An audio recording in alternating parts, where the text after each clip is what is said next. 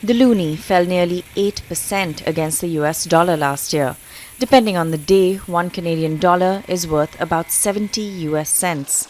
And though we've recovered from hitting those 5-year lows just a few weeks ago, investment advisor Alan Small says the overall trend remains weak. There's the weak Canadian dollar because of a weaker economy and what's going on in our political system here. But there's also strength in the US economy, right? Their economy is growing at around 3%, 2.5%, 3%, much better than us, much stronger. And obviously, foreign investment is going to go where the growth is. There's also the Bank of Canada, cutting interest rates 5 times in the past year. It's good news for your mortgage, but as NerdWallet's Shannon Terrell tells us, it makes the loonie a lot less attractive. We are dealing with an interest rate differential between Canada and the US.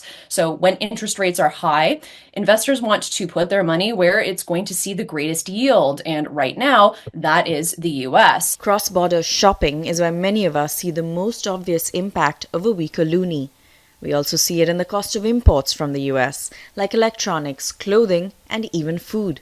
But there are ways to soften the blow. If you've got that US trip in the books already, perhaps we want to look into ways to offset some of those costs with credit card points. So if we have miles, if we have airplane points, if we have travel points, those points can lower the cost of hotels, car rentals, and even your flight. Now, on the other hand, Terrell says that a weaker Canadian dollar makes our exports cheaper. This can boost demand and even create jobs.